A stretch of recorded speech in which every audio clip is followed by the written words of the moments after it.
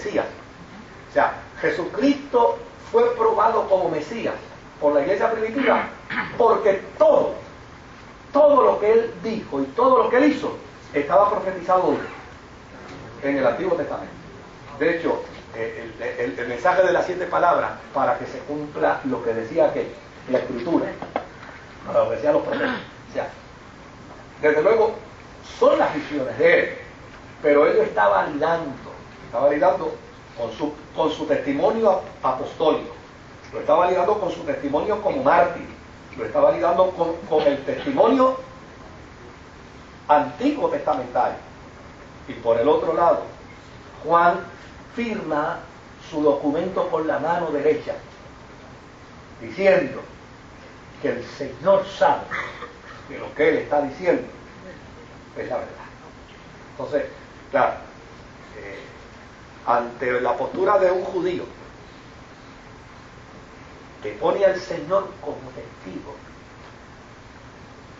eso realmente era el último recurso. Bueno, en el caso tuyo, que obviamente es interesante, y de algunos de los hermanos que son abogados, es interesante que el Tribunal Supremo de un judío en el Antiguo Testamento era el templo.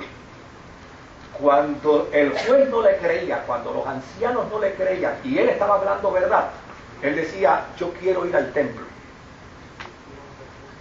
Y llegaba y entraba al templo. Claro, se entendía que si le mentía a Dios, Dios lo mataba. Entonces él pasaba y llegaba hasta donde podía llegar dentro del templo, ¿no? Y allí confesaba. Uno de los salmos confesionales de eso es: júzgame, Dios mío, y líbrame de la gente impía, porque se han levantado contra mí testigos falsos, los que respiran crueldad. Yo hubiera desmayado si no hubiera conocido que veré la bondad de Jehová aquí. Él probará mi verdad en la tierra de los vivientes. Cuando él terminaba de hablar con Dios, iba camino hacia afuera, hacia el atrio, los sacerdotes y todo el mundo estaba ahí. Decía: si dijo mentira, Dios lo mata. Si dijo mentira, Dios lo mata. Cuando él pasaba el umbral del templo y no moría, el pueblo decía: habló verdad. Entonces, Juan utiliza el mismo recurso. Por eso el libro de Apocalipsis hay que verlo dentro del contexto judío. Él usa el mismo recurso. Él dice: a fin de cuentas, yo estoy ante la presencia de Dios, y si yo estoy diciendo mentira, Él me matará. De hecho, el libro de Apocalipsis cierra precisamente diciendo: si alguien quitara o añadiera alguna de las palabras de esta profecía, también será ¿qué? Quitado. ¿Por qué? Porque la convicción de Juan, de que está transmitiendo lo que escuchó, lo que vio, es la pura verdad. Pero lo otro, obviamente, es un asunto de fe. Es un asunto de fe ante la vida de un hombre que ha dado 5 evidencias de integridad en el proceso. Y ante ello, pues yo creo, no lo creo.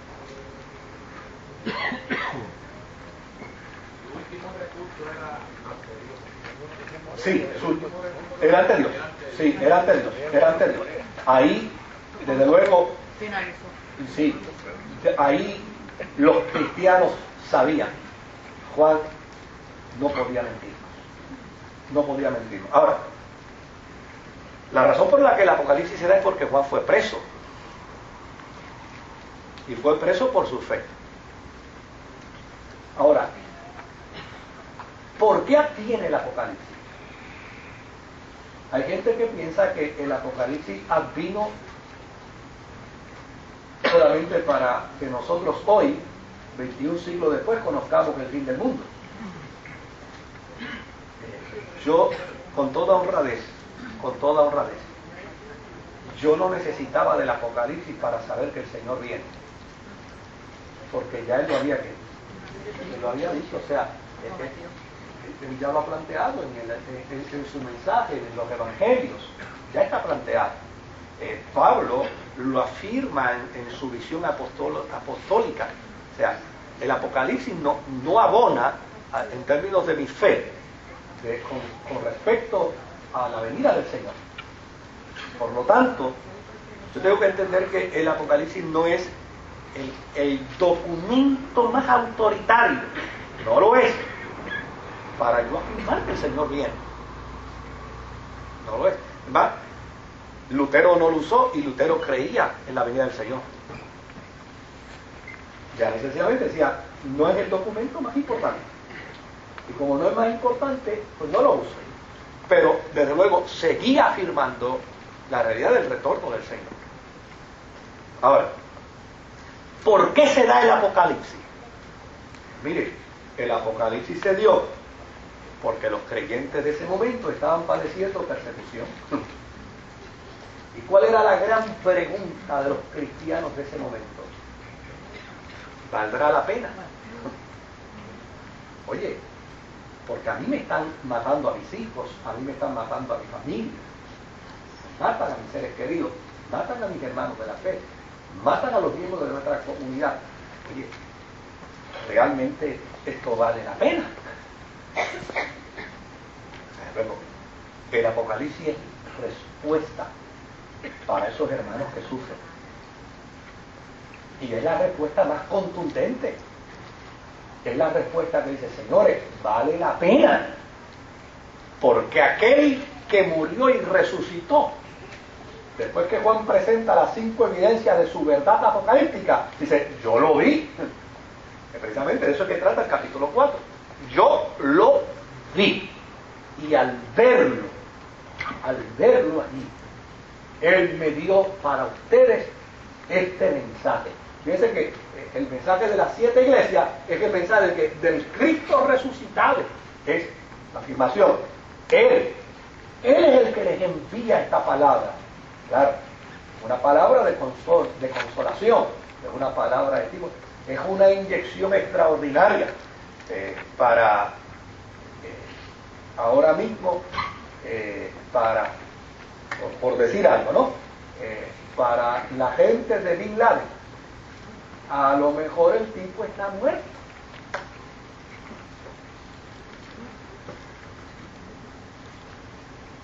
Pero ellos lo van a decir. No. Porque la causa se fortalece en la medida en que se puede probar que está ¿qué? Que el líder está vivo. Entonces, en la experiencia de la fe cristiana era todo lo contrario. Los cristianos tenían que morir por alguien que había ¿qué? Que había muerto. Y el testimonio de Apocalipsis es, no, ustedes no están siendo víctimas de persecución por alguien que ha muerto. Ustedes están siendo víctimas de persecución por alguien que está sentado en el trono del Padre. Y está consciente. Fíjense que yo conozco tus obras, yo te veo, yo sé lo que tú haces, yo sé cómo estás interactuando, tienes cosas escondidas, yo te las revelo. O sea, es el Cristo resucitado que tiene control y dominio de toda la iglesia. Y ese es el mensaje que Juan le está enviando a las iglesias. Juan está en Patmos, pero de allá viene y dice, el Cristo resucitado manda este mensaje para la iglesia de la Odisea. Y lo que le está diciendo a la iglesia de la Odisea, lo vimos ya. Guarda relación con toda la conducta social que la Odisea, que Esmirna, que Filadelfia, que Pérgamo, que Tiatira, que es eso. Toda la conducta social que se está desarrollando en ellos, el mensaje. Oye,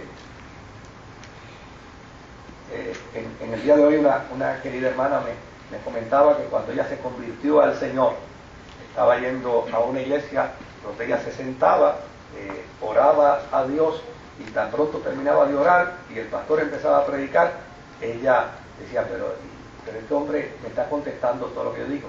Dice que tanto le preocupó que cuando entonces se percató de eso, digo, espérate, yo voy a hacer ahora lo contrario, yo voy a orar en silencio, en mi mente, porque aquí tiene que haber alguien que escucha lo que yo digo y se lo dice al pastor. Dice, pero me di cuenta que entonces yo me hincaba, no decía media palabra, todo eso en mi mente, y cuando el pastor venía a predicar, venía y decía todo lo que yo le había preguntado a Dios.